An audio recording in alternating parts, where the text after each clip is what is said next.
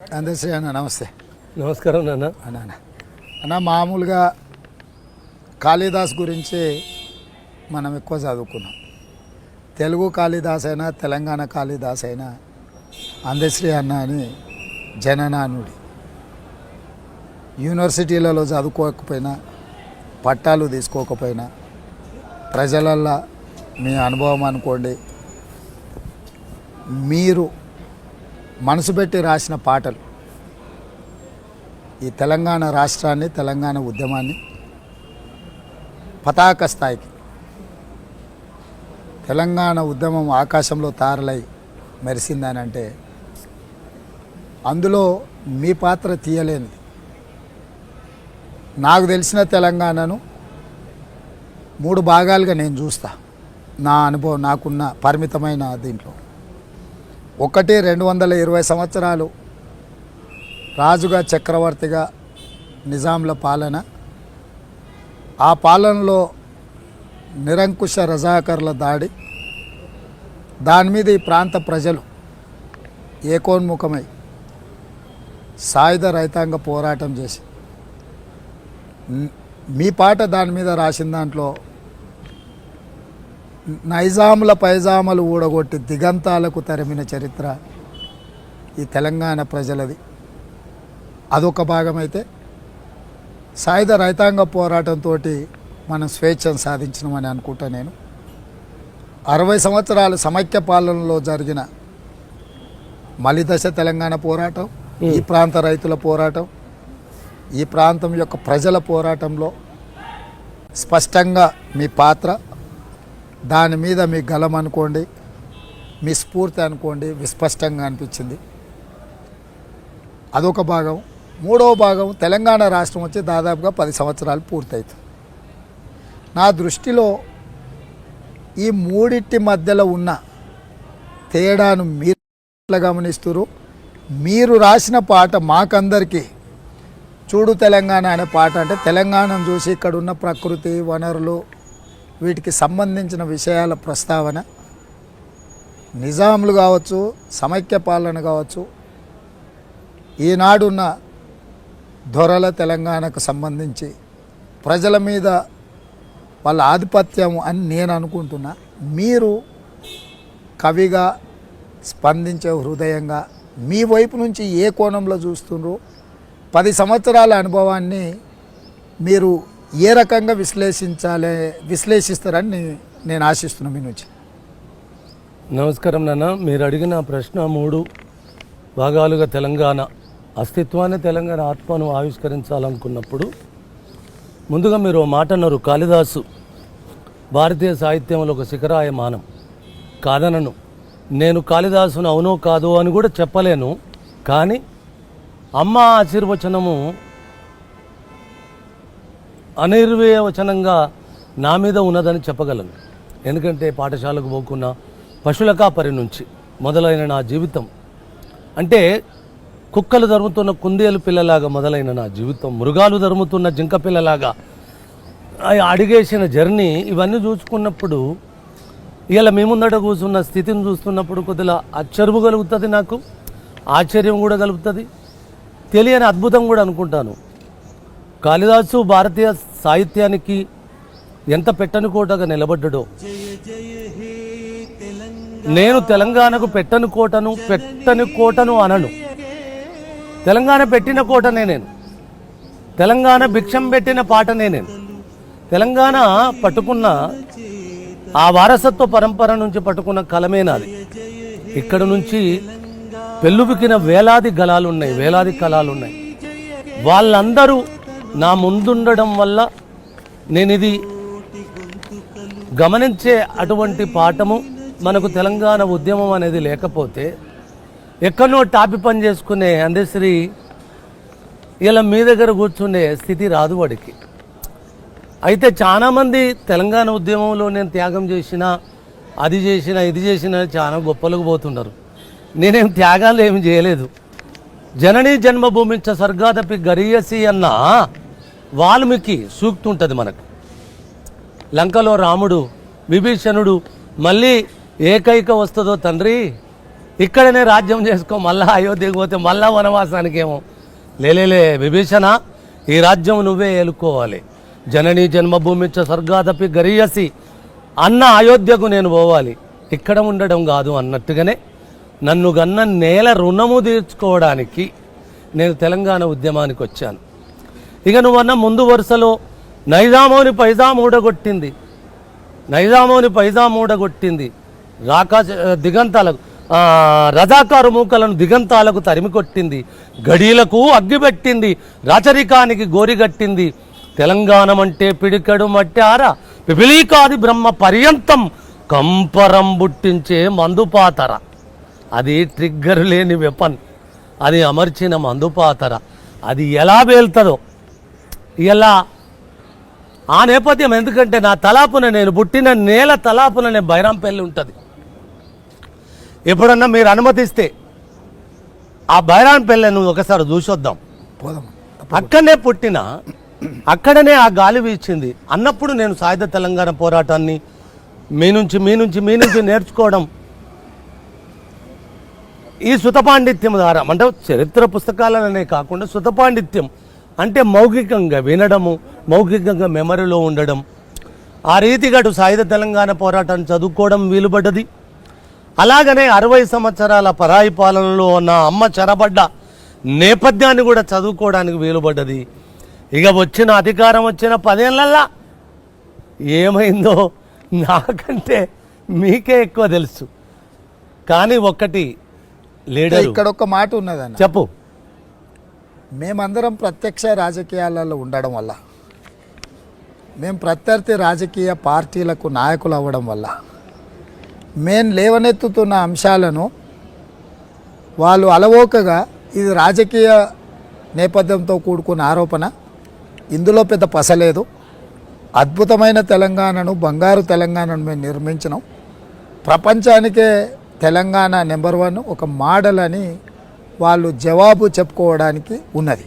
కానీ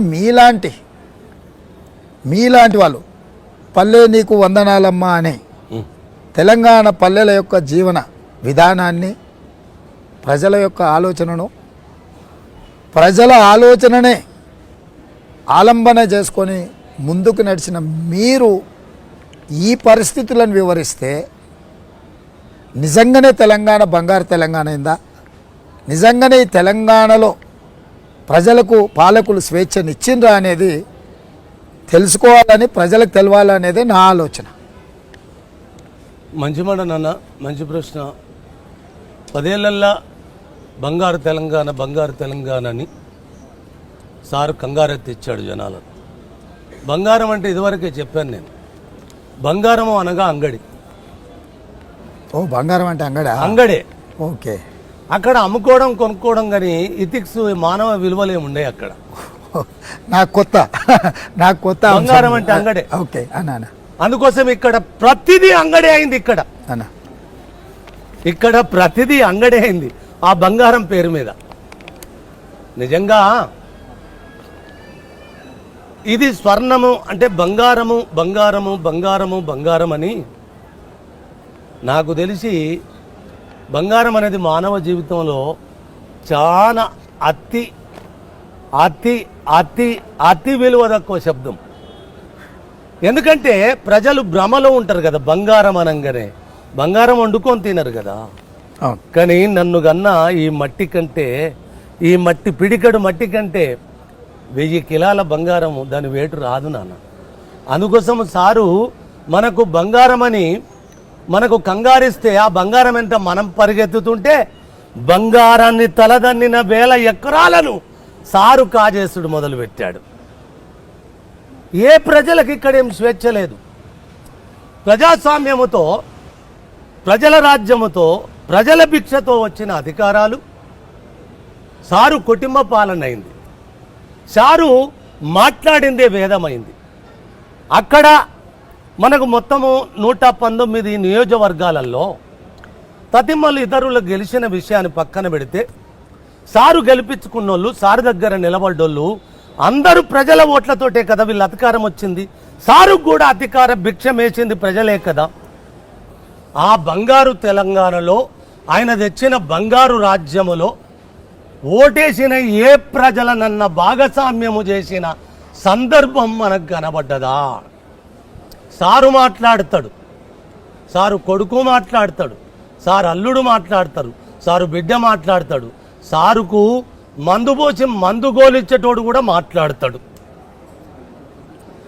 ఇక ఈ 4-5 కాకుండా ఇంకొక ఆయన మనమోడు 6వ సంఖ్యగా, ఆయనకి ఇష్టమైన 6వ సంఖ్య కదా, ఆయన 6వ సంఖ్యలో మనుమనికి కూడా ఈ తెలంగాణ వాళ్ళ తాత జాగీరులాగా మనుమనికి కూడా రాజకీయ భిక్ష పెట్టి పోవాలన్నది ఒక వ్యక్తి మాట్లాడుతున్నా అనుకుంటాం, ఏకోన్ముఖం అనుకుంటాము. లీడరు ఏకోన్ముఖం కాదు. ఇలా కాంగ్రెస్ వస్తే 10 మంది మినిస్టర్లు అవుతారా, 11 అవుతారా, 12 అవుతారా అని ఎద్దేవా చేస్తున్నాడు కదా. సారింట్లా నాకు తెలిసి 5 ముఖ్యమంత్రులు ఇప్పుడే ఉన్నారు. సారింట్లా 5 ముఖ్యమంత్రులు, అయ్యొక ముఖ్యమంత్రి, కొడుకొక ముఖ్యమంత్రి, బిడ్డొక ముఖ్యమంత్రి, అల్లుడొక ముఖ్యమంత్రి, మందు పోసి మందు గోలేసే సార్ ఒక ముఖ్యమంత్రి, ఇప్పుడు 6వ ముఖ్యమంత్రి మనుమనిగా చిరునామా చేసి ఉన్నారు. తెలంగాణలో నా ప్రజలు మాట్లాడుతూనే ఉన్నారు, కేసీఆర్ అనేటోడు ఒక ముఖ్యమంత్రిగా పిడికడు వ్యక్తే తప్ప తెలంగాణను శాసించేటోడు ఈ భూమి మీద నైజాములు పోయినరు, రాజులు పోయినరు, రాకాశి బల్లుల కంటే ధిక్కారము ప్రదర్శించిన మన పరాయి పాలన కూడా వాళ్ళ ఇంటికి పోయింది. సారు ఎందుకంటే తన నీడ నాకు తోడుగా సింహములాగా వస్తుంది అనుకుంటాడు. కానీ ఇక్కడ ఎవరైనా చిటికడేనా, చిటికడు మట్టే. మన పెద్దలు ఒక మాట అంటారు, అది చెప్పాలి. ఎందుకురా అంత ఉచ్చిలిపోతున్నావు, ఏమి తెచ్చినవని ఏం తీసుకుపోతావని. ఏమున్నది బిడ్డ జీవితం అంటే, ఇవాళ ఇంట్లో రేపు మంట్లే. మీరు సంపాదించుకొని మీ కుటుంబమే, ప్రజాస్వామ్య పాలన కాదది, కుటుంబ పాలన. ప్రజాస్వామ్య ప్రజలు భాగస్వామ్యమై పాలన చేస్తున్న పాలన కాదది. బంగారు తెలంగాణ, నా తెలంగాణను దోచుకోవడానికి అంగడు చేసిన తత్వం అది. అరే నా తెలంగాణ మట్టితో పరిమళాలుగా పచ్చగా వర్ధిల్లాలి కానీ అంగళ్ళు చేసి అమ్ముకునేందుకు కాదు ఈ తెలంగాణ. చెప్పిన కదా, ఏ ఒక్కడు లెక్కలేసుకుంటే వచ్చేదే నా తెలంగాణ. అందరం ఒక్కటైతే కదా వచ్చింది తెలంగాణ. ఒక్కడు లెక్కలేసుకుంటే వచ్చేదే నా తెలంగాణ. కనుదెరిచిన పశుకూన మొదలు కాటికి కాళ్ళు చాపిన పండు ముసలి వరకు అందరం ఒక్కటైతే కదా వచ్చింది తెలంగాణ. ఏ ఒక్కడిదో కాదు అందరిది తెలంగాణ. ఏలుకోపోండి 5 ఏళ్ళు, కాదంటే 10 ఏళ్ళు, ఎల్లకాలం వెళ్ళడానికి తెలంగాణ. ఎవ్వడి తాత జాగిరు కాదు అని చెప్పిన కదా ఈ నిప్పుల వాగులో. అందుకోసం ఇక్కడ ప్రజల తెలంగాణని పాటవాలుగా చెప్పడమే తప్ప ప్రజాస్వామ్యమని వేదికల మీద కాగితాల మీదనే చెప్పగని ఇక్కడ వ్యక్తి ఆరాధన మొదలైంది, వ్యక్తి పాలన మొదలైంది, వాళ్ళ కుటుంబ పాలన మొదలైంది. కుటుంబమే కాదు తండ్రి, వాళ్ళ కులము కూడా రాజకీయాలు చేస్తుంది. నేను అరకులపోని అన్నాడు సారు, నాకు కులమే పూర్తిగా లేదన్నాడు సారు. రాజకీయాలకు ముఖ్యమంత్రి అయిన తర్వాత కులాలను ఎలా విభజించి పాలిస్తున్నాడు, ఎట్లా కులాలను ఒక కులం విరుద్ధాలకు లోన్ చేస్తున్నాడు. కాబట్టి ప్రజాస్వామ్యం మీరంటే గుర్తొచ్చింది కులాల విషయంలో. ప్రభుత్వ పరంగా ఎస్టీ రిజర్వేషన్లు ఉన్న లంబాడా ఆదివాసీల మధ్య పంచాయతీని పెంచి పోషించి వాళ్ళిద్దరు ఒక దగ్గర కలుసుకోలేని పరిస్థితి కల్పించాడు. ప్రతి కులానికి అదే చేసి ముదిరాజు గంగపుత్రులలా చిచ్చుబెట్టి వాళ్ళను ఒక దగ్గర కూర్చొని మాట్లాడుకోలేని పరిస్థితి కల్పించాడు. అదేవిధంగా ఎస్సీ మాలామాదిగా ఉపకులాలకు సంబంధించిన సమస్యను సామరస్యంగా పాలకులు పిలిచి కూర్చోబెట్టి మాట్లాడి దానికి సరైన పరిపాలన విధానాన్ని సూచించాల్సింది, దాన్ని అట్లనే పెంచి పోషించాం. ఇట్లా ప్రతి వర్గాలల్లో ఏదో ఒక రకమైన విభజన తేవడము మనం పుస్తకాలలో చదువుకున్నాం. తెల్లదొరలు విభజించు పాలించు అనే విధానంతో రవి అస్తమించని సామ్రాజ్యాన్ని రాజ్యాలు ఏలిండ్రని మనం చదివినాం. అది చదవడం వరకే. ఈ 10 ఏళ్ళల్లో అయితే మాలాకటోళ్లకు కళ్ళతోని మేము చూస్తున్నాం. ఎందుకు చూస్తుంటేనే ఈ విభజన ఈ రకంగా ఎందుకు ఇట్లా మారుతుంది అనేది. నాకు తెలిసి సారులో ఒక నైజం ఉంటుంది నాన్న. ఎందుకంటే ఏ కులంతోటి కూర్చుండి మాట్లాడితే 10 నిమిషాలల్లా పరిష్కారం అయ్యే లక్షణాన్ని సారు దగ్గర ఎవరొచ్చి కూర్చొని మూకొట్టాలి కనుక సారుకు చెప్పేంత స్థాయి ఎవరికి ఉన్నదని ఆయన భ్రమ. ఆయన ఎవరు చెప్పితే ఆయన వింటాడని. ఆయన కోటరి ఇలా ఎంత అగాధం వచ్చింది చెప్పితే కదా నా పుస్తక ఆవిష్కరణలో. మళ్ళీ చెప్తున్నా, నా గడుపన అడుగుపెట్టి నా కడుపుల తలబెట్టి నా కాళ్ళకు దండం పెట్టి ఇట్లా ఒడిని బట్టి ఓట్లు బుచ్చమడుక్కునే నీకే గంత ఉంటే అన్ని తానై నిన్ను నడిపిన నా తెలంగాణ జాతికి ఎంత ఉంటుంది సార్? మీరు మర్చిపోవద్దు. ఒకానొక రోజు నీ ఒళ్ళంతా వణికే ఉంటుంది అని చెప్పాను. ఇలా సారు పరిస్థితి ఒళ్ళంతా వణికే. మీరు ఇంత గొప్పగా చేశారు కదా, బంగారు తెలంగాణ చేశారు కదా. బీపామాడ బారేసిన ఆమనేసిన ఆడ బారేసి ఇంటికి పోయి ఇట్లా కాలు మీద కాలేసుకొని తొడలు ఉప్పుడు మెడలు ఊపుకుంటూ అట్టనే కూర్చోవచ్చు కదా. మరి ఇంత భయం ఎందుకు వచ్చింది నీ ఒళ్ళులో? ఇంత ఎందుకు కొనుక్కొచ్చింది? కేసీఆర్ అంటే భయమా? అది కాంగ్రెస్ అంటే భయమా? బీజేపీ వాళ్ళు అంటే భయమా? లేకపోతే పక్క మా రేవంత్ అంటే భయమా? ఎవరంటే భయం? నీకు అంత భయం వచ్చింది? లేదు, నువ్వు పనికిమాలిన పాలసీల వల్ల నీ తప్పు నీకు ఓట్లొచ్చినప్పుడే తెలిసి వస్తుందా? ఓట్లడుక్కునేటప్పుడు వంగబడి ఓట్లడుక్కునేటప్పుడు ప్రజలు నాకంటే అధిపతులనే జ్ఞానం ఉండదా? అంటే ఆయన ఎప్పుడు మీరు రాసిన పాట మాయమవుతున్నాడమ్మా మనిషి అన్నవాడు అనే పాట కేసీఆర్ వినలేదంటారా? ఆయన వినకుండా కాదు, పాపము ఎనుగుద్ద పాండవ కథ అనేది ఒక కథ ఉన్నది ఇక్కడ. ఈ షో డెఫినెట్ గా చూస్తాడు. ఎందుకంటే చూడాలి, ఈ ఎన్నికలు నెత్తి మీద ఉన్నాయి. ఈ టైంలో అందశ్రీ రేవంత్ రెడ్డి తెలంగాణ అంశాన్ని ప్రస్తావిస్తున్నట్టే గ్యారంటీగా చూస్తాడు. ఆ పాట కొంతైనా వినిపిస్తే ఆయనకి ఏమైనా కనీసం ఏమైనా మార్పు వస్తుందేమో అని నేను అనుకుంటున్నా. అయితే ఒకటి లీడరు, నేను ఒక్క మనవి చేస్తాను ఇక్కడ. నా తల్లిని చెరబట్టనంత కాలం నేను ఎవ్వరికైనా తల వంచి సలాం చేస్తాను. రేపు ఎవరు అధికారంలోకి వచ్చినా కాదు మీరు అధికారంలోకి వస్తే కూడా నా తల్లిని చెరబడితే ఆయనకు పాఠం చెప్తున్నాం ఇవాళ మనం. ఆయనకు ఆల్రెడీ పాఠం వచ్చింది కూడా. ఒళ్ళులో వణుకొచ్చిందంటే పాఠం వచ్చినట్టే. కానీ లోకనానుడు ఒక్కడున్నది కేసీఆర్లో, రాజకీయ నాయకులలో కూడా అది ఉంటుంది. ఇనుగుద్ద పాండవ కథ అని వినడం వదిలిపెట్టడం, వీళ్ళే అన్ని తయారు చేయడాలు, ఈ ద్వంద్వ నీతులు ఉంటాయి వెళతాడు. కాబట్టి నేను మీ ఇంటర్వ్యూలో ఇలా రేవంత్ ఇంట్లో కూర్చున్నా, రేవంత్ ముందట కూర్చున్నా, అరే ఏమి కాంగ్రెస్ వాళ్ళకు పోతున్నాడా ఏంటి తెలంగాణ?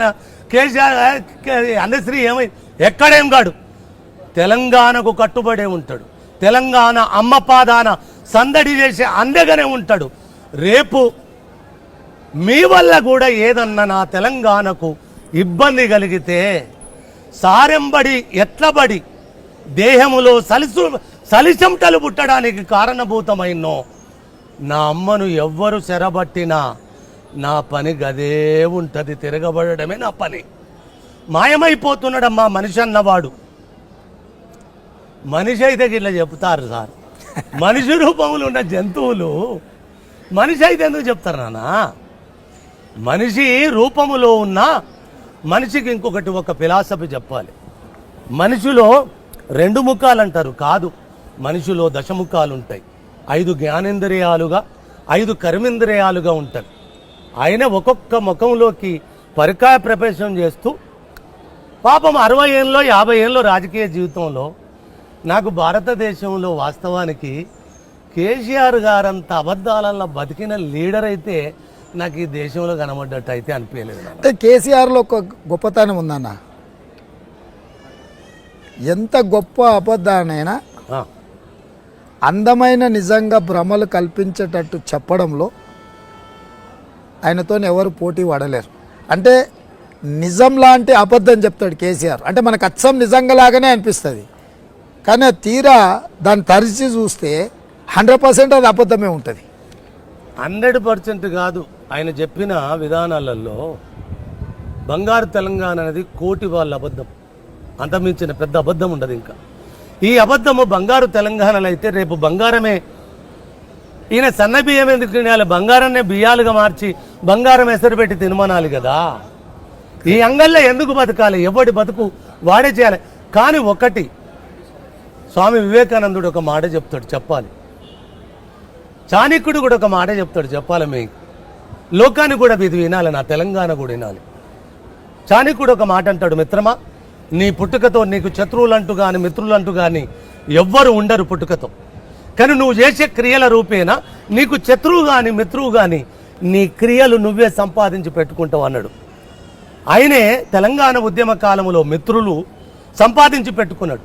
తెలంగాణ రాష్ట్ర సిద్ధిలో ఆయన పాత్ర నికల్మషం లేకుండా వర్ధిల్లిండు. అందులో నాకు ఎలాంటి పేషి లేదు. కానీ చేసిన క్రియలు ఇవాళ శత్రుత్వాన్ని కొని తెచ్చి పెట్టుకున్నాడు. అంటే నిన్ను నువ్వు, స్వామి వివేకానందుడు ఒక మాట అంటాడు, ఎదటి వాడిని మోసం చేసినవని అత్యున్నతంగా సంతోషపడుతున్నావు కదా మిత్రమా, వాస్తవానికి నువ్వు జనాలను మోసం చేయలేదు, కానీ నిన్ను నువ్వే మోసం చేసుకున్నావు అన్న సంగతిని మర్చిపోతాను అంటాడు వివేకానందుడు. మరి 80,000 పుస్తకాలు చదివిన కేసీఆర్కు ఈ చిన్న లాజిక్ మిస్ అయిందంటారా అన్న? 80,000 పుస్తకాలు చదివిన మాట ఆయన 80 కాదు, 80 ఎంత 160,000 పుస్తకాలు చదివినా నాకు అభ్యంతరము లేదు. కానీ పిడికడు మట్టితనము, పిడికడు మనిషితనము, పిడికడు మాటిచ్చి నిలబెట్టుకోలేని తనం ఉంటే, అవి మనిషిలో లేకుంటే తనువు బతికున్న శవమే తప్ప వాస్తవానికి మనిషిగా జీవించినట్టు ఏ కోసాన ఎవ్వడు లెక్క చెయ్యడు. అబద్ధాల కోరు, అబద్ధాల కోరు, అబద్ధాల కోరన్న శిఖరాయమానపు సిగనే ముడేసుకున్నవాడైతాడు. అంటే ఒక హోదా లేకపోతే మనిషి ఏదైనా కొన్ని అంశాలు సాధించిన తర్వాత కొంచెం నిమ్మలత్వం వస్తుందని పెద్దలు చెప్తారు. నార్మల్గా ఊర్లో మనం ఏదైనా అనుకుంటే ఇది వచ్చినాక కొంచెం నిమ్మలత్వం వచ్చి సరే అందరిని కలుపుకోవాలి, అందరు చెప్పేది వినాలి. కొంచెం ఆయన అనుకున్న కోణంలో తెలంగాణ రావడం, తెలంగాణకి ముఖ్యమంత్రి అవ్వడం, 2 సార్లు అవ్వడం, సరే చేయగలిగిందంతా ఏమేం ప్రయత్నాలు చేసిండు. ఇప్పటికి కూడా మొదలుపెట్టినప్పుడు ఏ అబద్ధాల పునాదుల మీద మొదలుపెట్టిండో ఈరోజు కూడా దారి మారకుండా అట్లా పోవడం వల్ల ఎలకాలం మనల్ని ఇట్లనే నమ్మించగలని నమ్మకం, ఆయన మీద నమ్మకమా మన మీద నమ్మకమా, ఏ చెప్పినా నమ్ముతారని? అయితే ఒకటి, ఆయన వ్యక్తిగా నాకు కూడా చాలా ఇష్టడే. 14 ఏళ్ళు కలిసి పనే చేసినాం. నాకు కేసీఆర్ పట్ల కానీ కేసీఆర్ నాయకత్వం పట్ల కానీ నాకు ఎలాంటి పేశేషాలు లేవు. అంటే మనిషి కోణము నుంచి ఒకే ఒక్క శత్రుత్వ ముఖమే ఉండదు కదా, మంచి ముఖం కూడా, మనిషి ముఖం కూడా వస్తాడు అప్పుడప్పుడు. ఎప్పుడు వస్తాడంటే నిన్నటి దాకైతే రాలేదు, ఇప్పుడు వస్తాడనే నమ్మకం లేదు. నిన్నటి దాకైతే రాలేదు, ఇప్పుడు వస్తాడనే నమ్మకం కూడా నాకు లేదు. కానీ ఒక్క మనవి చేస్తాను సారు పక్షాన. వేమన పద్యం ఉంటుంది నాన్న ఒకటి, భూమి నాది అనిన భూమి పక్కున నవ్వు, దానయీనుని చూసి ధనము నవ్వు, కథన భీతును చూసి కాలుండు నవ్వురా, విశ్వదాభిరామ వినురమేమని ఒక పద్యం ఉంటుంది మనకు. ఇవన్నీ నిలకడ ఆయనకు వస్తే మనం ఇద్దరం ఇంటర్వ్యూ కూర్చుండే పరిస్థితి రాదు కదా. అయినా ఆయనను అభినందించాలి. నేను ఏ రోజు నీతోటి ఇంటర్వ్యూలు అంటేనే నాకు ఎలర్జీ. నేను కూడా మొదటిసారి అన్న నా జీవితంలో నన్ను అడిగిన కానీ నేను ఎవరిని ఎప్పుడేం అడగలే. అలాంటిది నువ్వు రాజకీయాలకు వచ్చిన తర్వాత నేను ఎప్పుడు నిన్ను కలిసినందుకు కూడా నేను ఇష్టపడలేదు. ఏదో అనుకోకుండా కాలము నేను అంటా సార్, నేనంట రేవంత్ రెడ్డి ఒక్క మాట చెప్తే నేను కేసీఆర్ని అభినందిస్తామని ఇద్దరం కలవడానికి ఆయన కారణం. ఎందుకంటే ఆయన చేసిన క్రియలు గనక కరెక్ట్గా తెలంగాణకుంటే మనం ఇద్దరం కలిసిటోళ్ళం కాదు. కానీ అమ్మ నాకు ఒక పాఠం చెప్తాడు. ఆయన మెస్మరిజానికి తల వంచని నేల లేదు నాన్న. ఆయన చండీ యాగం చేశాడు. ఇప్పుడు అది మాట్లాడాలో లేదో కానీ మాట్లాడాలి. చండీ యాగం అని 100 కోట్ల రూపాయలతోటి మొత్తము నిజంగా ఆయన రాజుగా ఫీల్ అయ్యి, ప్రజాస్వామ్యాలలో రాజు అనేది బూజు పట్టిపోయిన పదం కదా, ఇక్కడ రాజు చెల్లుబాటు కాడు. ఎందుకంటే ఆయన అసెంబ్లీలోనే చెప్పిండు, ప్రజలు నాకు కోట్లేసి గెలిపించారు, నేను రాజును, గెలిచిన కాబట్టి నేను రాజును, ఓడిన కాబట్టి మీరు బానిసలు, మీరు అసెంబ్లీలో ప్రతిపక్షాలుగా మాట్లాడడానికే వీల్లేదు, 5 సంవత్సరాలు నా ఇష్టారాజ్యంగా వెళ్తా అని ఆయన అసెంబ్లీలో స్వయంగా ఏం దాచుకోలే, ఆయన బయటికి చెప్తుండే. ఆయన ఆలోచన మీరు అన్నట్టుగానే ఉంది. మంచిదే. నువ్వు రాజు అయితే ఒక్క మాట అడుగుతానన్న, మృగాలను వేటాడే సింహం అంటే ఒక ప్రకృతి నుంచి ఒక మాట మాట్లాడుకుందాం. గడ్డి మేసే కుక్క మాంసమే తింటది, గడ్డి కూడా మేస్తుంది. ఏ జంతువైనా మాంసానికి ఆహారంగా ఉన్నాయి. వేట దొరకన్నాడు ఏదన్నా గడ్డి మేస్తుంది, తోచింది తింటది. అవి మెయ్యని గడ్డే లేదు. సింహము జీవిత కాలములో వేట ఆడినా వేట దొరకకున్నా ఎప్పుడన్నా తల వంచి గడ్డి మేసిందా? మేస్తదా? మరి నువ్వు తల వంచి మెయ్యని గడ్డే లేదు కదా సార్, నువ్వు మెయ్యని గడ్డే లేదు కదా, నువ్వు రాజు ఎట్లయితావు? ఒకవేళ నువ్వు రాజువే అనుకొని అసెంబ్లీలో అంత నిర్లజ్జంగా చెప్పుకుంటే, నేను రాజును అని నిర్లక్ష్యంగా చెప్పుకుంటే, ఒంగబడి బుచ్చగాడిలా ఓటెందుకు అడుగుతున్నావు సార్? మళ్ళీ ఒంగబడి ప్రజల పాదాల ఒంగబడి ఓటెందుకు అడుగుతున్నావు సార్? మీరు రాజే అయితే మీ తాత ఇచ్చింది, మీ రేచల పద్మనాయకులు సర్వజ్ఞ సింగభూపాలుడు ఇచ్చిన నేల నా ఇది కాదు సార్.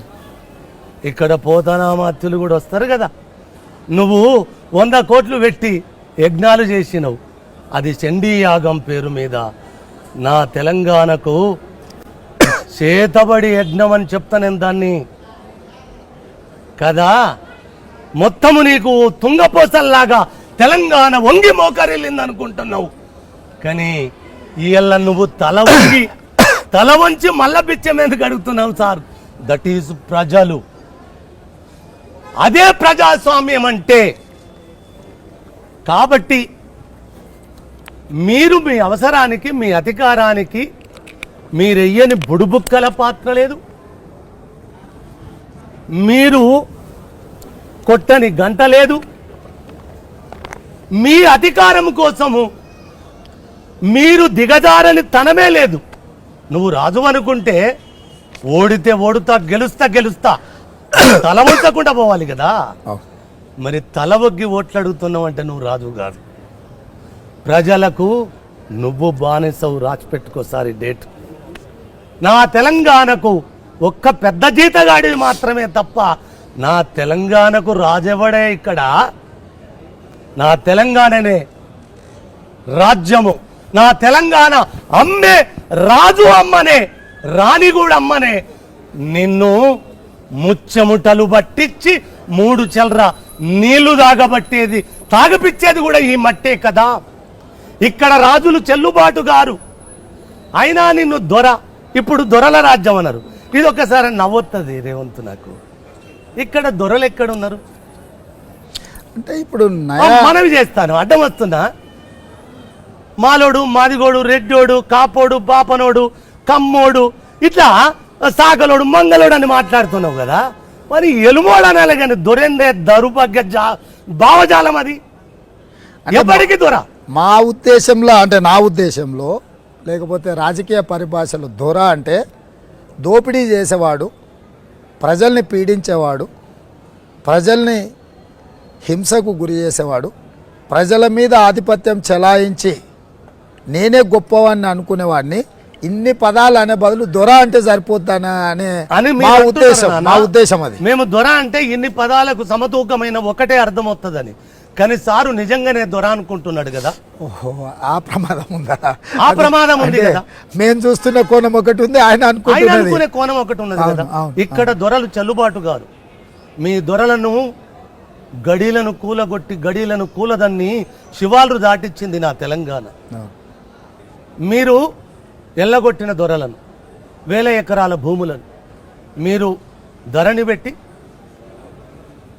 వాళ్లకు పట్టాలుగా చేసి వాళ్లకు పాసుబుక్కులు ఇచ్చి మళ్ళా మీ రాజ్యం మా దొరలది, మా కులానిది, మా కుటుంబానిది అనుకున్న చాప కింద నీరులాగా మీరేం చేస్తున్నారో తెలంగాణ గమనిస్తూనే ఉన్నది, గమనిస్తూనే ఉంటుంది. ప్రతిరోజు ఇప్పుడు మేము ధరణి అనేది వాస్తవంగా ఏందనంటే, భూభారతి అని కాంగ్రెస్ అధికారంలో ఉన్నప్పుడు మాన్యువల్ రికార్డ్స్ ఎక్కువ కాలం అయితే శిథిలావస్థకి చేరుకుంటాయని digitalise, computerise, as it is where it is, అంటే ఎక్కడ ఎలా ఉందో కాస్తు కాలము, కబ్జా కాలము, యజమాని కాలము, అనుభవ కాలము, ఇవన్నీ కూడా పహానీలలో కాస్తులో ఉండే రికార్డును కంప్యూటరైజ్డ్ చేసి నిక్షిప్తం చేస్తే 100,000 ఏళ్ళైనా ఆ రికార్డులు ఉంటాయి అనేది భూభారతి యొక్క ఉద్దేశం ఆ రోజు. దాన్ని కంప్యూటరైజ్ చేయాలని కాంగ్రెస్ పార్టీ పైలట్ ప్రాజెక్ట్ కింద, మీరు పాట నేర్చుకున్న నిజామాబాద్ జిల్లాలనే మీరు ఎక్కువగా నిజామాబాద్ ప్రాంతంతో మీకు అనుబంధం ఉంది, నాకున్న అవగాహన, దాన్నే పైలట్ కింద తీసుకున్నాం. సో దాన్ని ధరణి రూపంలో ఉన్న రికార్డులను అంతా మాయం చేసి నక్సలైట్ ఉద్యమాలలో భూములు వదులుకొని పొలిమేరలు దాటిన దొరలను అందరిని కూడా సాదా పరిణామ కాగితాల మాలాకటోళ్ళ భూములు, ఎక్కువ భూములు ఉన్నోళ్ళు వివిధ కారణాల చేత గ్రామాలలో అమ్ముకొని సాదా కాగితాలు ఊర్లలో ఏముంటుంది, అయా భూమి అన్నట్టు ఎవడో పేదోడు వస్తాడు, పైసలు ఇస్తాడు, గొర్రె పిల్లనో మేక పిల్లనో పైసలో వెనకటికి వాళ్ళ దగ్గర ఉన్న తునవో పనమో ఇచ్చారు, మేము కాగితం రాసి ఇచ్చినాం, అయిపోయింది. ఇక పట్నం వచ్చేసారు అనుకో రకరకాలుగా పోయింది. ఇప్పుడు సడన్గా పాత రికార్డులన్నీ రావడంతో మొత్తం పాత యజమానులు అందులో కనిపిస్తే 40 ఏళ్ళ నుంచి 50 ఏళ్ళు దున్నుకున్నోడిని ఇవాళ కాస్తు కాలం లేదు, కబ్జా కాలం లేదు, అనుభవ కాలం లేదు, ఇవన్నీ తీసేసిండు. దాంతో మళ్ళీ ఇప్పుడు కొత్త పంచాయతీలు వచ్చి మేము పట్నంలో నుండి పైసలు తీసుకుంటున్నాం, ఎవరికో సతకం పెడుతున్నాం, వాడు ఊర్లో పోయి పోలీసులను వాడుతున్నాడు, ఎత్తి బయట వాడేస్తున్నాడు. పేదోడు ఎవరిని చెప్పుకోవాలని అప్లేట్ అథారిటీ లేదు, అందులో కంప్లైంట్ చేయడానికి ఏంది లేదు ధరణిలో. అట్లాంటి దాన్ని ఆ స్థానంలో చాలా పారదర్శకమైన విధానాన్ని తీసుకొస్తామంటే, ప్రతి మీటింగ్లో కేసీఆర్ అగో కాంగ్రెస్ వాళ్ళు ధరణి రద్దు చేస్తారంట, ధరణి పోతే మీకు రైతు బంధు రాదు, ధరణి పోతే మీకు రైతు రుణమాఫీ జరగదు. వాస్తవంగా రైతు బంధు మొదలుపెట్టిన 2018లో, ధరణి వచ్చింది 2020లో. రైతు రుణమాఫీ 2004-05 కాంగ్రెస్ ఉన్నప్పుడు చేసింది. అంటే భూ కమతాలు, భూ యజమానులు, పట్టాదారు పాస్ పుస్తకాలు, ఎవరి పేరు మీద ఎంత ఉంది, ఎవరికి ఎట్లుంది, పోడు భూములు ఎట్లున్నాయి, అసైన్మెంట్ భూములు ఎట్లున్న కాడ నుంచి భూ యజమానుల వరకు రికార్డు అంతుంది. ఎందుకు కేసీఆర్ గారి ధరణిని తీస్తామనగానే ఆయన దుఃఖం, ముఖ్యమంత్రి పదవి పోతే ఎంత దుఃఖం వస్తుందో ఆయనకు, ధరణి రద్దు చేస్తామంటే కూడా అంతే దుఃఖపడుతున్నాడు. అంటే ఇప్పుడు మీరు చెప్పిన దాన్ని బట్టి ఆయన తన వర్గానికో లేకపోతే మొత్తం వాళ్ళ జాతికి ఏదో అన్యాయం జరుగుతున్నట్టుగా ఫీల్ అవుతున్నట్టు అనిపిస్తుంది. అక్కడ పక్కటిబంది ఊయాలు కూడా అదేనన్నా. ఆ రోజు అన్నలు వీళ్ళని ఊళ్ళ నుంచి వెళ్ళగొట్టిన తర్వాత 1000 ఎకరాలు వాళ్ళ ఆధీనంలో ఉండేది. ఆధీనమైన భూములను ఈయన వచ్చిన తర్వాత నాకు ఇంకొకటి కూడా నాన్న, ఎక్కడ ఎవరు వచ్చినా భూములనే. నాకు తెలిసి ఎన్టీ రామారావు పటేల్ను పటువారెత్తేసిన ఘటన నుంచి వాళ్ళు కూడా కమ్మలకు లక్షల ఎకరాలు కాజేసారు. ఆ రీతిగా చంద్రబాబు వచ్చిన తర్వాత ఇప్పుడు మనం గిట్టు పశ్చిమాన గిట్టు ఎల్లు పెడితే చూసిన కంప్యూటర్ యుగం ఒక రాజ్యం, కొన్ని కోట్ల రూపాయల భూములను దారాదత్తం చేసేసి ఉచితానుచితం కదా. రాజశేఖర రెడ్డి సార్ వచ్చినప్పుడు కూడా జగన్ సారు ఇక్కడ భూములు ఏ రీతిగా లావట్టిండ్రు.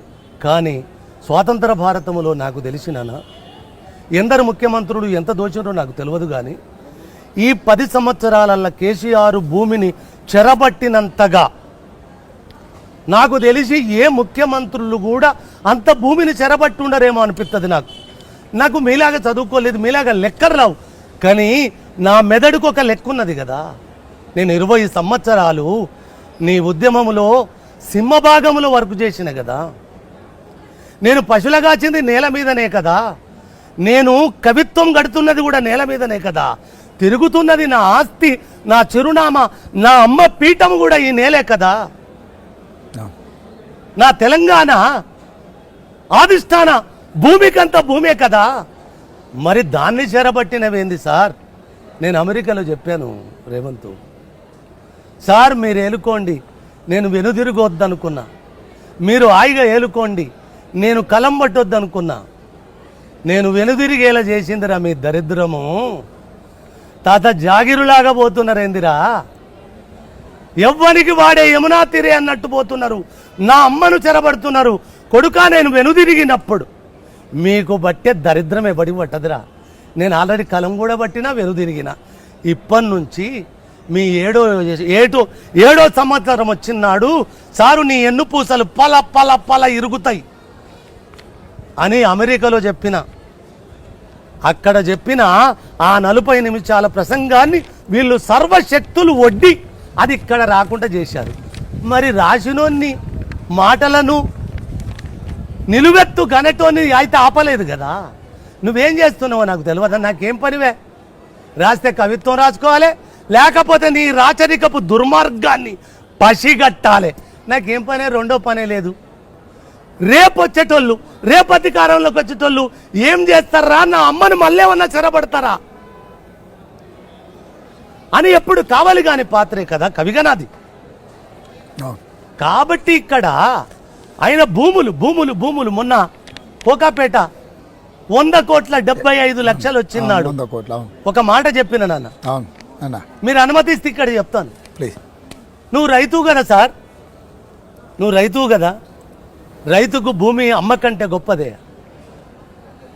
ఏ రైతు భూమిని అమ్ముకునేందుకు పెడితే ధర మా అమ్మ నమ్ముకున్నట్టు అల్లాడతాడు వాడు. అరే నీ ఇంట్లో పీనిగల్లా, నువ్వు 100 కోట్లు వస్తున్నాయి, 175,00,000 వస్తున్నాయి. అరే పిచ్చోడా, దిక్కుమాలినోడా, రేపు 200 కోట్ల వస్తుంది ఎకరానికి. భూమి నమ్ముదామా, మన అమ్మ నమ్ముదామా?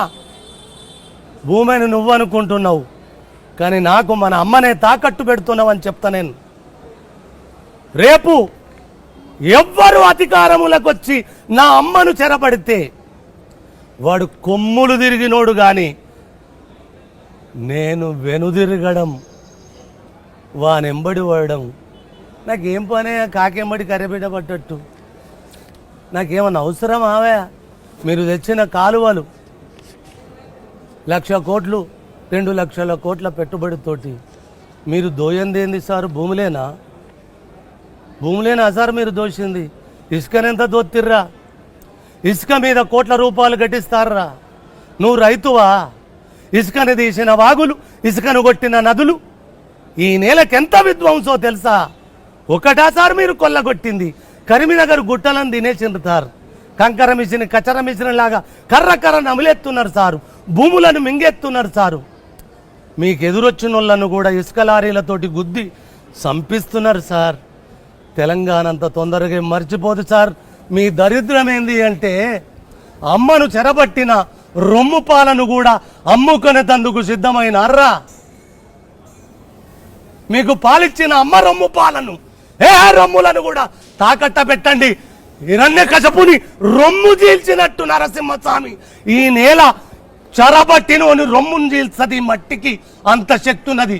నేను ఉట్టిగా మీ ప్రసంగాల కోసమో మీ కెమెరాలు చూసినందుకో చెప్తలేను, మీ బతుకున్న కాలజ్ఞానం చెప్తున్నాను. ఏంటిది మీరు దొయ్యంది ఏందయ్యా? మీరు చెరబట్టండి. తెలంగాణ నేల మీద పిడికడు మట్టి పవిత్రంగా ఉంచారా? అరే పాపాత్ముల పాదం పడితే కూడా ఈ పుణ్యభూమి అపవిత్రమవుతుందనే ఒక నానుడు ఉంది. ఏందిరా మీరు దొక్కుతున్నది? కొంగలు నారుమడిని కొంగలు దొక్కినట్టు చేసిర్రు. నారుమడిని కొంగలు దొక్కిన నారుమడి ఏమన్నా నారొత్తదా, నాటేస్తామా? ఇగో మీ ప్రగతి గది. సినిమా పోస్టర్ రాజకీయాలు ఎక్కడ చూసినా పచ్చగానే. మేము వచ్చిన తర్వాత ఒక్కొక్కడు అంటాడు, మానేరు మీ అయ్య కట్టిందా, మంజిర మీ అయ్య తెచ్చిందా, ఎగువ మానేరు మీ అమ్మకేమైనా కట్నంగా ఇచ్చారా? అరే ఇదివరకు అధికారంలో ఉన్నవాళ్లే కదా కట్టింది ఇవి. నాగార్జున సాగర్ ఎన్ని రోజుల కింద కట్టినాం. అదొక పెద్ద దుర్మార్గం. అక్కడ నాకు పేర్చున్నది. నాగార్జున సాగర్ మీద కట్టింది నా నేల మీద, పారేది ఆంధ్ర నేల మీద పారుతుంటుంది. అయినా నా ఎడమ కాలకు చారుడు నీళ్లు రావు, 4 రోజులలో ఎండిపోతుంది. కానీ కుడి కాలువ నీళ్ళని తవ్వుకపోతుంది. ఇక్కడ చాలా పేషులు నాగార్జున సాగర్ మీద. నువ్వు కాళేశ్వరం ప్రాజెక్టు తెచ్చినావు, పెద్ద స్వప్నం. కానీ నీకు తెలియంది ఏంటి అంటే, అంత దిక్కుమాలిన ప్రాజెక్టు నేను దునియా మీద చూడలే. నీకేమెరకరా గుడ్డ కాసుకున్నోడికి, నీకేమైనా చదువు రానోడికి, నీకెరకరా అన్నో యూనివర్సిటీలో బతికేటోనికి అనుకుంటున్నావు నువ్వు. నేను ఒక చిన్న కవిత్వం రాసుకోవడానికి ధరాతలం మీద ప్రవహిస్తున్న ది లాంగెస్ట్, ది టాప్ 10 రివర్లు ఉన్నాయి కదా, వాటిని మొత్తము భూగోళం అంతా చుట్టొచ్చినన్నా నేను. మీరు చైనా బ్యారేజీకి పోయి చూసొస్తారు మీ బలగం. అరే 5 మెట్లుంటాయి ఇట్లా, హ్యాంగ్జీ రివర్కు ఆ మీదికి పోవాలి. ఒక్క మెట్టు 5 గ్యారేజీలు ఉంటాయి నన్ను ఇట్లా ఎక్కుతుంటాయి అవి. ఆ 5 గ్యారేజీలల్లా మన కాళేశ్వరం ఒక గ్యారేజ్ కింద రాదు. ఓకే, ఒక్కటే కాలువ ఈడ, అది 5 గ్యారేజీలు ఉంటాయి. మరి ఆయన గిన్నిస్ బుక్ ఎక్కిందని చెప్తున్నాడు సార్. చెప్పాడు.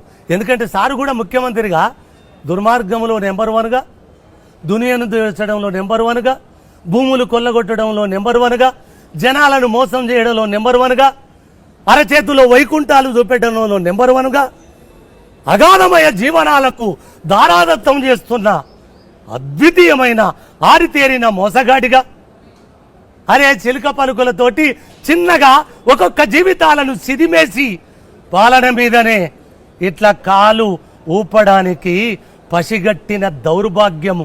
మరి గిన్నీసు బుక్కులు ఎక్కకపోతే ఇంకేం బుక్కులు అయితే ప్రజల బుక్కు చింపకుండా చేసుకోండి తండ్రి. మీరు ప్రజల హృదయాలలో ఒక బుక్ ఉన్నది, ఆ బుక్కులోని లెక్కలు తప్పినాయి అన్నా. సారు, ప్రజల హృదయపు బుక్కులో నీ లెక్కలు తప్పినాయి. ఆ లెక్కలు తప్పినవి కావున నీ ఒళ్ళంతా వణుకు పుడుతుంది. ఆ లెక్కలు సరిచేసుకో. ఓట్లేసిన ఓటర్లకు తలవగ్గి విధేయుడిగా బతికేతందుకు ఈ రోజు నుంచైనా నేర్చుకో. ప్రజాస్వామ్యములో చాలా మంది నాన్న కమ్యూనిస్టుల నుంచి, నక్సలైట్ల నుంచి, విప్లవోద్యమాల నుంచి, భక్తివోద్యమం నుంచి, పౌరాణిక నుంచి, రాచరిక వ్యవస్థ నుంచి ప్రజలే దేవుళ్ళు, ప్రజలే పాలకులని చెప్పినోడు ఒక్కనా కొడుకు ప్రజలను భాగస్వామ్యం చేయలే. మరి మీరు అధికారంలోకి వస్తా అని వేదికెక్కి సారులో వణుకు పుట్టిస్తున్నారు కదా. మరి మీ ప్రభుత్వం వస్తే ఒకవేళ ప్రజలను భాగస్వామ్యముతో కూడిన పాలన చేయగలరా? డెఫినెట్గా. అంటే కాంగ్రెస్ పార్టీకి ఒక గొప్ప లక్షణం ఉంది. వ్యక్తులు బలవంతులైనప్పుడు సంస్థ చూస్తూ ఊరుకోదు. అంటే నేను సామాన్యుల కంటే అతీతము, లేకపోతే నాకంటే గొప్పవాడు లేడు అని ఎప్పుడైతే అనుకుంటుందో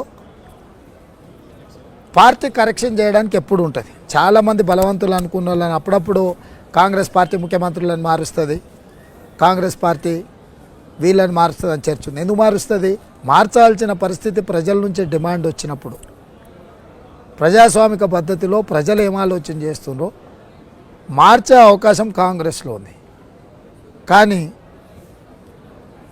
ఆ మార్పు రెండోరు ఎవరికైనా అవకాశం రావచ్చు. ఉదాహరణ, పంజాబ్లో అమరేందర్ సింగ్ అని పటియాలా రాజును మార్చాల్సి వచ్చినప్పుడు చెన్నీ అని ఒక సామాన్యమైన దళితుణ్ణి, అంతే. అది ఈ నవీన యుగంలో ట్విట్టరు, ఫేస్ టైం ఇవన్నీ ఉన్నాయి. ఆయనకి ట్విట్టర్ ఖాతా కూడా లేదు.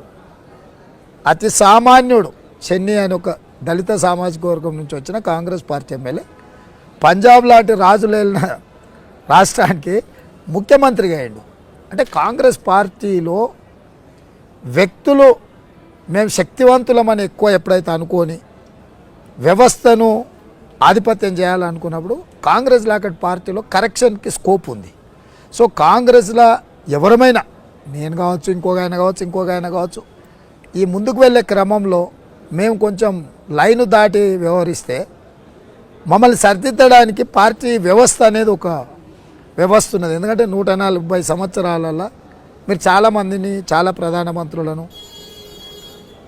మేధావులను, అంటే అత్యంత వెనుకబడిన వర్గాల నుంచి వచ్చిన వాళ్ళను కూడా ఆ హోదాలో ఈ కాంగ్రెస్ పార్టీతో సాధ్యమైంది.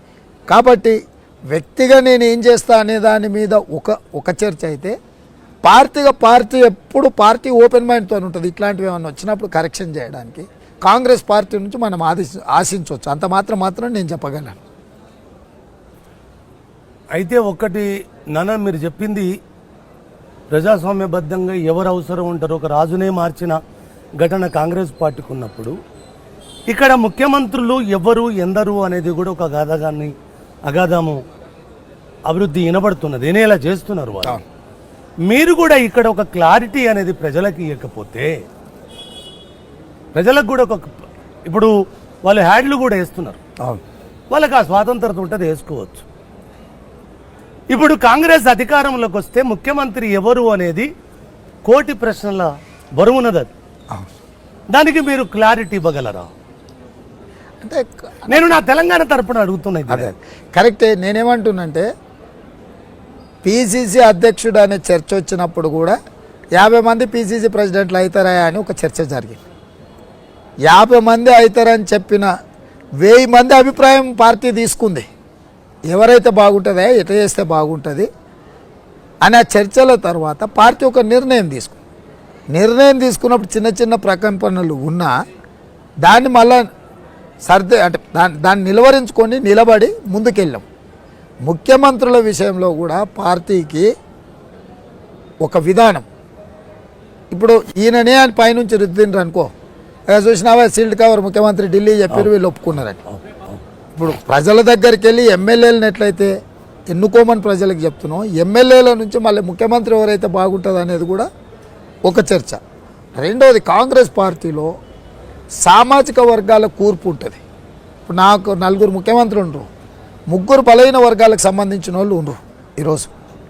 సో కాంగ్రెస్ పార్టీలో దేనికైనా సాధ్యం ఉంటుంది. ఎవరైనా నేను అవ్వచ్చు అనే ఒక ఆస్వాదన, అంటే ఒక వాళ్ళకి అంటే ఒక ఏమంటారు, ఒక నమ్మకాన్ని కలిగించే ప్రయత్నం.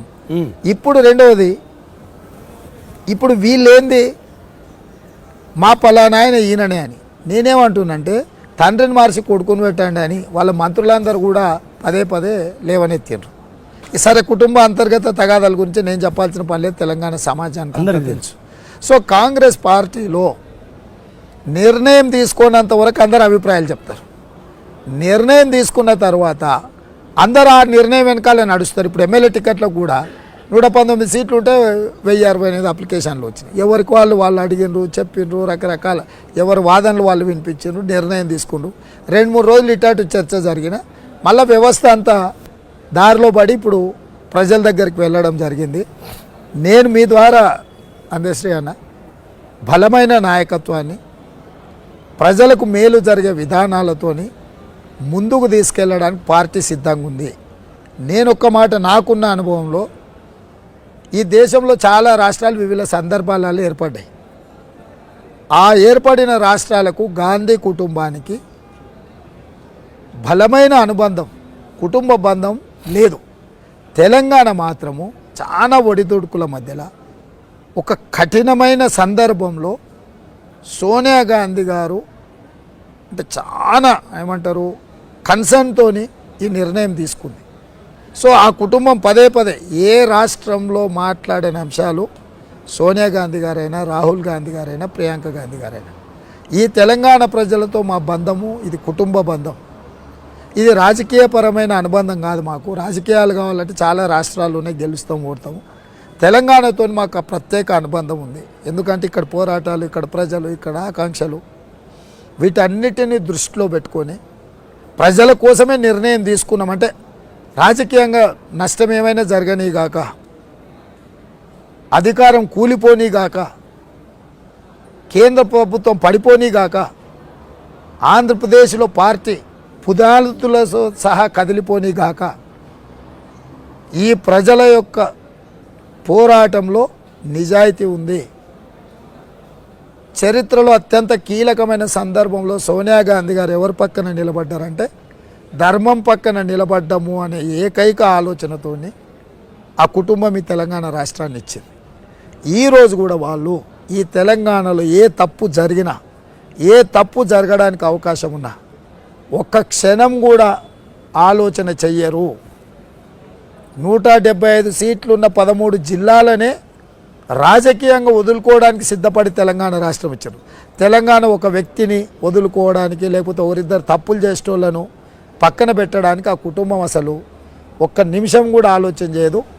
నేను 100% మీకు భరోసా ఇస్తున్నాను. ఆ కుటుంబం ఈ తెలంగాణ పట్ల వాళ్ళకున్న కన్సర్న్స్ అది అంటే మనం మాటల్లో చెప్పడానికి కానీ లేకపోతే కొలిసి చూపించడానికి కానీ దానికి అంతస్తులు లేవు. సో 100% తెలంగాణ ప్రజలకు ఆ కుటుంబము ఆ కుటుంబ బంధాన్ని ఎవ్వరు కాదనలేరు. కాబట్టి ఇక్కడ ప్రజలకు అన్యాయం జరుగుద్దన్న ఆలోచనను కూడా వాళ్ళు సహించరు. మంచిదేనన్నా. అయితే ఒక్క మనవి, ఒక చిన్న ప్రశ్నే. 100 సంవత్సరాలు దాటిన కాంగ్రెస్ పార్టీ చెయ్యని పదవులు లేవు, ఇయ్యని సంపదలు లేవు, చాలా చేసిండ్రు. ఎవరొచ్చి మేమే ఇస్తున్నాం అంటారు. కానీ కోట్లాది ప్రజల ఓట్ల భిక్షను మీరు అడుక్కుంటున్నప్పుడు వాళ్ళకు విధేయులుగా ఉండాలనా వద్దా? అదొకటి.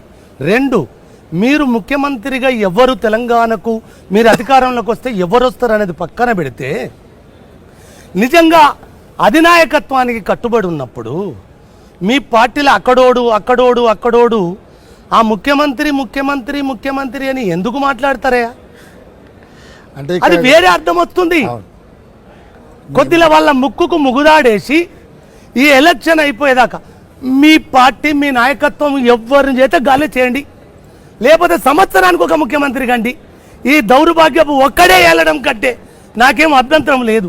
కానీ ప్రజలను కళ్ళల్లో పెట్టుకొని కడుపులో దాచుకొని చూసే పాలన రావాలి కదా, అది కావాలని కోరుకుంటున్నారు. నాకు ఇంకొకటి కూడా నాన్న, సంక్షేమ పథకాల వల్ల అన్నార్థులకు ఆ పూటకు లేనోళ్లకు గడవడానికి ఎంతో కొంత ఊతమిస్తుంది ఆ సంక్షేమ పథకాలు. కానీ ఈ ఉచితాల వల్ల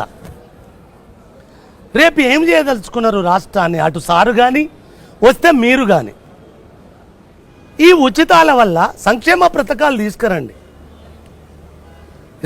సంక్షేమ పథకాలు వస్తే పేదవాళ్లకు ఏదో రీతిగా ఊపిరినిస్తాయి.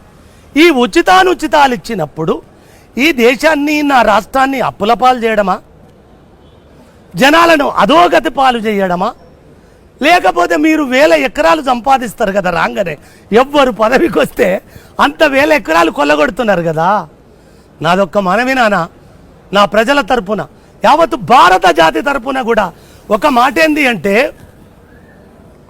ఏ ప్రజల ఆస్తిగా పాలనలు కొనసాగాలి, ఏ ప్రజల ఆకాంక్ష మేరకు ప్రజాస్వామ్యాలు వర్ధిల్లాలి అన్న ఈ దేశములో ఈ రాష్ట్రాలలో మీకింత అధికారం భిక్షమేస్తున్న ప్రజలకు మీరు సంపాదించిన కొల్లగొట్టిన నేలనంతా వెనుకకు తీసుకొచ్చి నా తెలంగాణ జాతులకు ఇంటికొక ఎకరం భూమి ఇవ్వగలరా? ఒక్క ఎకరం చాలు. అంటే అన్న ఇక్కడ భూమే ఆత్మగౌరవం, భూమే మనిషి యొక్క గుర్తింపు కదా. కాంగ్రెస్ నమ్ముతుంది, చిరునామనే భూమి. మరి ఇవాళ 25 లక్షల ఎకరాల అసైన్మెంట్ పట్టాల పేరు మీద కాంగ్రెస్ పార్టీ భూమి లేని పేదలకు పంచింది కదన్న. 12 లక్షల ఎకరాలు అటవీ భూములను 2006 అటవీ హక్కుల చట్టాన్ని తీసుకొచ్చి 12 లక్షల ఎకరాల పోడు భూముల పట్టాలు కూడా కాంగ్రెస్ పార్టీ పంచింది. దున్నేవాడికే భూమి అని నక్సలైట్లు ఏ మాట అయితే చెప్పిండ్రు, అగ్రికల్చర్ సీలింగ్ యాక్ట్ తీసుకొచ్చి దాన్ని అమలు చేసి నిజంగా ప్రతి వాడికి వీలైనంత మేరకు భూ పంపకాలు జరగాలి, వాళ్ళ ఆత్మగౌరవాన్ని నిలబెట్టాలని చిత్తశుద్ధితోని కాంగ్రెస్ పార్టీ సీలింగ్ యాక్ట్ తీసుకొచ్చింది. జాగీర్దారులను, జమీందారులను, భూస్వాముల దగ్గర వేలాది ఎకరాలు వాళ్ళ ఆధీనంలో ఉన్న వాటిని అన్నిటిని గుంజుకొని ఈరోజు వాటిని పంచిపెట్టడం జరిగింది. ఇక ఇప్పుడు ఏదన్నా తీసుకోవాలంటే కొనుక్కోవాల్సిన పరిస్థితి. సీలింగ్ యాక్ట్తో ఏమైపోయిందంటే పరిమితమైన భూమి అయిపోయింది, ప్రజల దగ్గరకు వచ్చింది. ఇప్పుడు మేము కొత్తగా భూ పంపకాలు చేయాలన్న ఆలోచన వచ్చినప్పుడు భూసేకరణ చట్టం ప్రకారమే భూమి తీసుకోవాల్సిన పరిస్థితి వచ్చింది. ఏ అవకాశం వచ్చినా మీరు చెప్పిన అంశాన్ని మొఘలులు ఏలినప్పటి నుంచి మొదలు పెడితే ఇప్పటి వరకు ఈ భూమి చుట్టూతోనే ఈ పోరాటాలని అంత భూమితోటే భూమితో కేంద్రమే ముడివడి భూమి. ఉన్న భూమితోనే ముడివడి ఉన్న మన మనుగడ మన పోరాటం దాన్ని కాంగ్రెస్ పార్టీ 100% గుర్తించింది. భవిష్యత్తులో ఏ అవకాశం ఉన్నా భూ పంపకాల ద్వారా మేము ఇచ్చిన గ్యారంటీలల్లో ఒక చిన్న మాట చెప్పినాం, అది చిన్నదే కావచ్చు కానీ దాని పట్ల ఉన్న మా కన్సర్న్ ఏంటంటే తెలంగాణ ప్రతి ఉద్యమకారుడికి 250 గజాల స్థలం ఇస్తాము అని. ఎందుకంటే ఆ భూమి ఈ భూమి ఆకాశాలు ఉన్నంతకాలం ఆ భూమి ఉంటుంది. ఉద్యమంలో అతని గుర్తింపే భూమి. ఆ ఉద్యమకారుడిని గుర్తించాలనేది మేము చాలా మదనం చేసి చర్చ చేసి బట్టి విక్రమార్క గారు, నేను, మా శ్రీధర్ బాబు గారు, మేమందరం కూడా బాగా చర్చించి అరే వీళ్ళు కొట్లాడినరా, వీళ్ళు సాధించినరా, వీళ్ళ మీద కేసులు ఉన్నాయి, కేసులు పేపర్ మీద ఉన్నాయి, ఆ పేపర్ కేసీఆర్ మాయం చేస్తే అది ఏడుందో తెలియదు ఇప్పుడు అని వాళ్ళకి ఖచ్చితంగా ఎకరాలు ఇవ్వకపోయినా 250 గజాలన్న నీడనని ఇవ్వడానికి అంటే మా ప్రయత్నము. మేము దాన్ని గుర్తించినమన్నా అవకాశం ఉంటే భూమి ఇవ్వడానికి కాంగ్రెస్ వెనక్కిపోదు. ఇలా తెలంగాణ ఉద్యమకారులకు 250 గజాలు ఇస్తా అన్నది కన్సర్న్తో, అంటే వాళ్ళ గౌరవాన్ని కనీసం మనం గుర్తించినామని చెప్పడం కోసం ఆలోచన చేసినాం. భూ పంపకాలు అనేది నిరంతర ప్రక్రియ, చేయాల్సిన అవసరం ఉన్నది, చేసే ఆలోచన కాంగ్రెస్కు ఉన్నది. అయితే ఇక్కడ ఒకటి మనవి నాన్న, సారు ఇప్పుడు చాలా సస్యశ్యామలంగా భూమినంతా ఒక మనవి మాత్రం చేస్తాను. కాళేశ్వరం అనేది ఇన్ని కోట్లతోటి జమ చేసిన కాళేశ్వరము 1000 సంవత్సరాల కింద రేచల రుద్రుడు కాకతీయ సామ్రాజ్యంలో రామప్ప ఆలయాన్ని నిర్మాణం చేస్తాడు. ఇక్కడ రేచల వాళ్ళ ఇద్దరు ఉన్నారు. రేచల పద్మనాయకులు యలమలు ఉన్నారు, రేచల రుద్రుడు రెడ్డి. రేచల ఇద్దరు ఉన్నారు. ఇక్కడ ఒక మాట చెప్పాలి, నా మనవడికి నేను యాక్చువల్గా రుద్రదేవుడు అని పేరు పెట్టాలన్న ఆలోచన ఉండే. నేను రామప్ప మందిరం చూసిన తర్వాత, ఆయన గొప్ప త్యాగం చూసిన తర్వాత రేచల రుద్రుడు యాక్చువల్ నా మనవడికి మీరు ఆశీర్వదించాను కదా, ఆయనకు నేను పెట్టుకుందాం అనుకున్నా. అదే అయితే తల్లిదండ్రులు ఏంటంటే లేదు మోడర్న్గా పేరు లేదు అని ఆలోచించారు. కానీ నేనైతే ఇప్పటికి కూడా, ఎందుకంటే రుద్రమదేవి తండ్రిని యాదవరాజులు చిన్నగా ఉన్నప్పుడే యుద్ధం చేసి ఓడించి తీసుకొని పోయి బంధించి పెట్టుకుంటే రుద్రదేవుడు యాదవరాజులతో యుద్ధం చేసి ఓడించి ఇడిపించుకొని వచ్చి ఆ చిన్న పిల్లవాడిని సింహాసనం మీద కూర్చోబెట్టి 70 సంవత్సరాలు వాళ్ళ రాజ్యాన్ని వాళ్ళనే పెట్టేయలేడు. ఈ కాలంలో ఈ ఇంచు జగా కూడా మన చేతిలోకి వస్తే పక్కోనికి వాడు. అయితే నువ్వు కాకతీయులను తెచ్చినావు కాబట్టి రేవంత్ ఒక మనవి చేస్తాను. వీళ్ళు అది నిర్మాణం చేసిండ్రు, గిది కాళేశ్వరం కాడికి వచ్చి ఇడికి వస్తా, మీకు సమయం ఉన్నదో లేదు. పర్లేదండి. అయితే 1200 అంటే 12 శతాబ్దములు కట్టిన రామప్ప 1000 సంవత్సరాలు వర్ధిల్లింది. ఎన్ని భూకంపాలు వచ్చినా అది పునాది లేని దాని మీద కడితే రామప్ప ప్రపంచం తలదిప్పి చూసేలా ఇవాళ అది పెద్ద వరల్డ్ పర్యాటక కేంద్రంగా గుర్తించబడ్డది కదా. ఒరే దిక్కుమాలిన కట్టకము నిన్న కాక మొన్న కడితే నీ దరిద్రం కాకపోతే నేను మేడిగడ్డ కుంగడం మూడిగా ఇసుక మీద కట్టిన ఇసుక కదిలింది, మేడిగడ్డ గుంగింది అంటున్నా. నాకైతే అది ఎంత నాకు అర్థం కాల. ఇంకొకటి కూడా, అది కూడా కాళేశ్వరం కూడా పెద్ద దుర్మార్గం ఏంటంటే, కాళేశ్వరము పక్కనున్న వరంగల్లుకు కానీ తెస్తున్న కరీంనగర్ నేల నుంచి కానీ ఒక్క 10 ఫీట్ల కాలువ దవ్వలేదా ఇతర భూములు వారించేందుకు. ఓన్లీ కాళేశ్వరం నుంచి కొండపోచమ్మ వరకు ఒక్కడి ఎన్ని వందల కిలోమీటర్లు అని చెప్పలేదు, 246 కిలోమీటర్లు ఉంటుంది నాన్న కాలువ. మీరు ఇంటర్నెట్ చూసుకుంటే తెలుస్తుంది. 246 కిలోమీటర్లు వచ్చిన కాలువ. ముఖ్యమంత్రి నువ్వు చాలా తెలుగు కల్లోడు కదా, కాళేశ్వరం అందరి కళ్ళల్లో కారం కొట్టిన అనుకున్నావు, వాస్తవాన్ని నీ కళ్ళల్లో నువ్వే కారం కొట్టుకున్నావు. కానీ కాళేశ్వరం అనే ప్రాజెక్టు ఒక్క సిద్దిపేట జిల్లాకేనా? కొండపోచమ్మ, మల్లన్న సాగర్, కొండపోచమ్మ, మల్లన్న సాగరే ఉన్నది నీ లెక్కల. కొండపోచమ్మ ఎందుకు వచ్చింది సార్? ఫామ్ హౌస్ కోసం. నీ ఫామ్ హౌస్ భూగర్భ జలాల కోసం. ఇంత దుర్మార్గం ఉంటుందా సార్?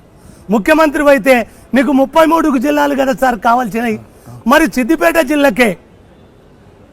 మరి ఇంకొకటి కూడా చెప్తున్నా, చెరువులు కుంటలు మత్తళ్ళు దుంకుతున్నాయి, మత్తళ్ళు బారుతున్నాయి, అలుగులు బారుతున్నాయి అన్న ఒక్క చెరువు అన్న వేసిర్రా సార్? కొత్తదైతే ఉన్న దాంట్లో నల్లమట్టి అమ్ముకున్నారు, నల్లమట్టి అమ్ముకున్నారు, కుంటలన్నీ కబ్జాలు చేసుకున్నారు.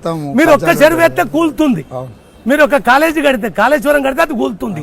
మొత్తం కాకతీయుల గొలుసు కట్టు చెరువుల కోసం ఒక్కరోజు ఆ రాజ్యం కోసం నివాళులు ఇయ్యరు కదయ్యా మీరు. మేము కట్టినాం, మేము తెచ్చినాము, మేము కట్టినాం మీరేనా?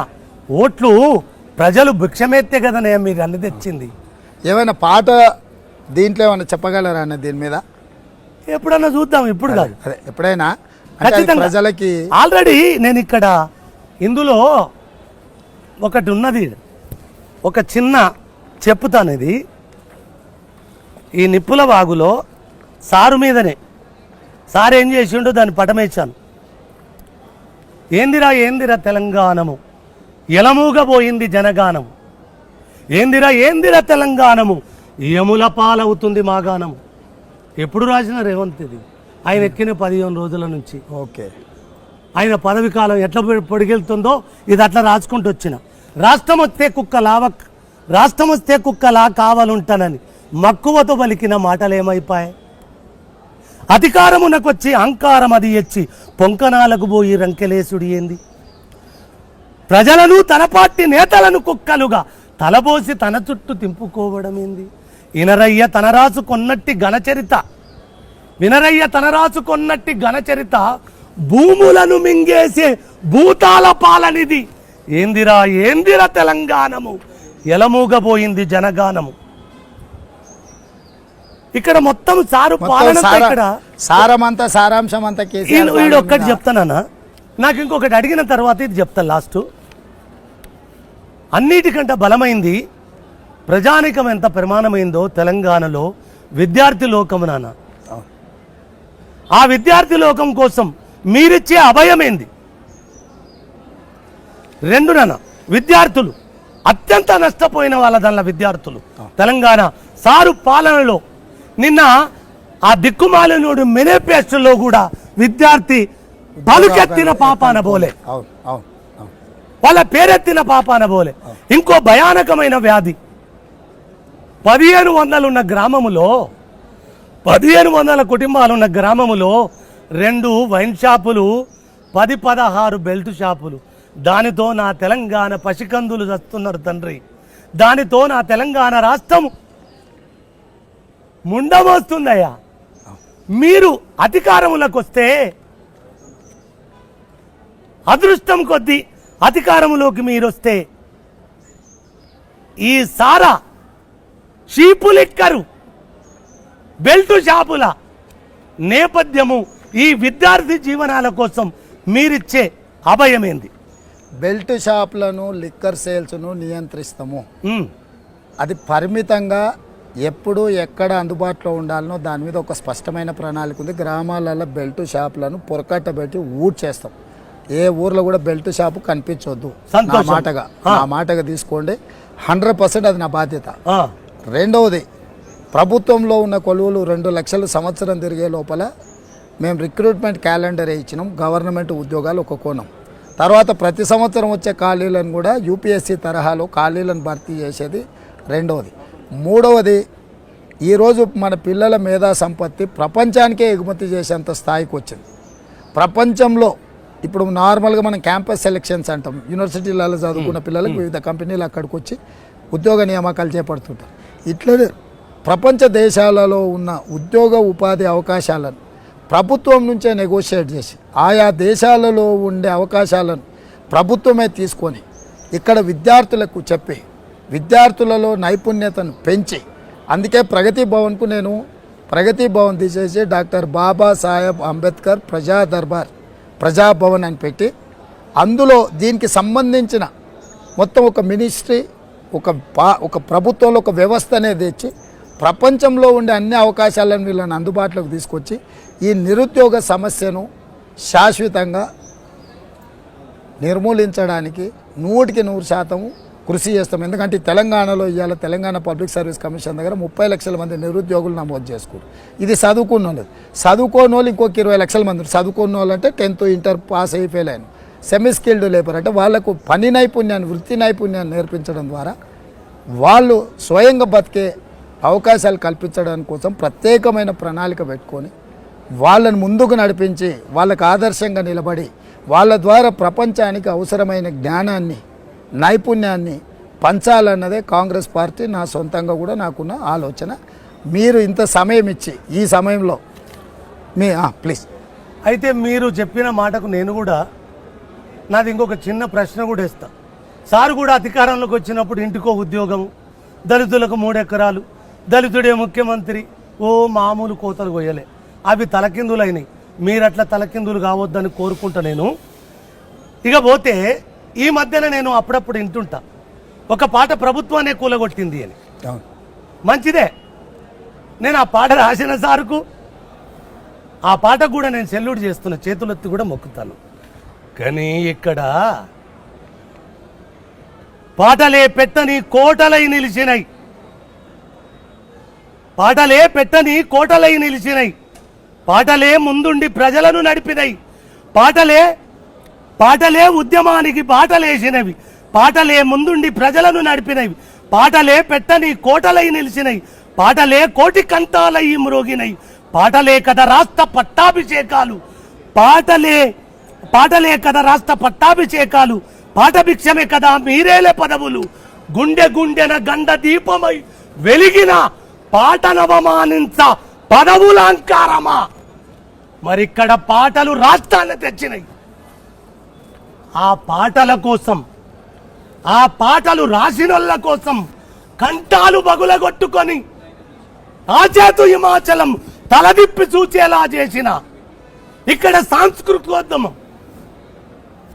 ఇప్పుడు ఒక మాట చెప్పాలి, ఇక్కడ నేను ఉట్టిగానే మాట్లాడతలేను, ఇక్కడ నా మాట కన్నా చెల్లుబాటు కాదు. ఇక్కడ ధూమ్ధామ్ అనేది కేసీఆర్ స్వప్నం కాదు, ధూమ్ధామ్ అనేది బాలకృష్ణ బాడుకావు పనికి తెచ్చింది కాదు. అది తెలంగాణ ధూమ్ధాము ఉద్యమము పాదైతే దాని పందిరి అందశ్రీగాడే. ఒక సాంస్కృతిక సేనాన్ని కోట్లాది మీరు కాంగ్రెస్లో విలీనమైతామని పదవులలో 3 ఏళ్ళు మీరు ఢిల్లీలో వండుకున్నప్పుడు మీ రాష్ట్ర ఉద్యమాన్ని నిలబెట్టింది ధూమ్ధామే. ధూమ్ధాము ఎనుకుడి నడిపించిన వాళ్ళనే. అటు కవులు కావచ్చు, ఇటు కళాకారులు కావచ్చు, అటు తెలంగాణ రచయితల వేదిక కావచ్చు, ఇక్కడ ధూమ్ధామ్ కావచ్చు, సమాంతరంగా ఉద్యమాన్ని నిలబెట్టుకున్నాయి. మరి పాటతోటి రాష్ట్రం వచ్చిన రాష్ట్రానికి అరే దిక్కుమాలినోడా పాడుకునేటందుకు పాట ఉండదా ఇక్కడ? సిగ్గుంటే కాళేశ్వరంలో వాడి దుంకి సచిప దరిద్రం పోతుంది తెలంగాణది. అలాగనే ఈ సాంస్కృతిక ఉద్యమానికి కూడా మీరు కాంగ్రెస్ పార్టీ ఈ ఎలక్షన్ మూమెంట్ కావచ్చు, ఇంకేదన్నా కావచ్చు, ఒక సాంస్కృతిక సేనాని లేకపోతే కొద్దిగా అభద్రత భావమే ఉంటుంది. దాన్ని మీరు పూడ్చుకోవాలి, దాన్ని పూర్తి చేసుకోవాలి. తెలంగాణ యొక్క సంస్కృతే పాట, తెలంగాణ సాంప్రదాయం, రాష్ట్రం అంటేనే పాట కదా. తెలంగాణ సంస్కృతి సాంప్రదాయాన్ని కాపాడాలి అని అంటే పాట బతికుండాలి. దానికి కావలసిన అన్ని రకాల వసతులు వనరులను ప్రభుత్వ పరంగా ఏర్పాటు చేసే బాధ్యత కాంగ్రెస్ పార్టీ తీసుకుంటుంది. అయితే ఒక్క మనవి చేస్తాను, ఒక్క మనవి. నేను ఇవాళ మీ దగ్గర కూర్చోవడానికి మీ మెప్పు కోసమో మీ మేలు కోసమో కాదు, ప్రత్యేకించి నా తెలంగాణ కోసమే. అయినా నేను ఇంటర్వ్యూలే వద్దు అనుకున్నా. నేను మరి మీరే ఇంటర్వ్యూకి వస్తా అంటే మరి నేను పోకపోతే కూడా ఇక్కడ భయపడ్డాడేమో.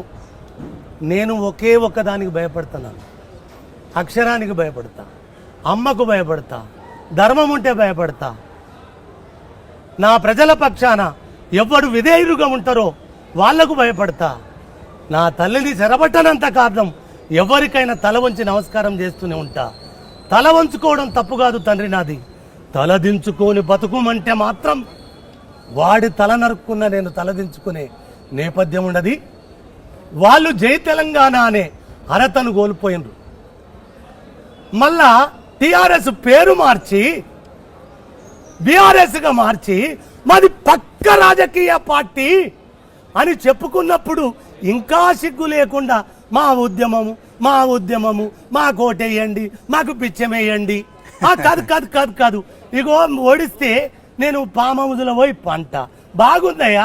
అది కూడా ఒక మాట చెప్తున్నా, రాతి దుర్గాలను కూలదన్నిన నా పాదాలకు, రాతి దుర్గాలనే కూలదన్నిన నా పాదాలకు 4 ఇటుకలతో కట్టుకున్న ఓ ప్రహారి ఒక లెక్కనా?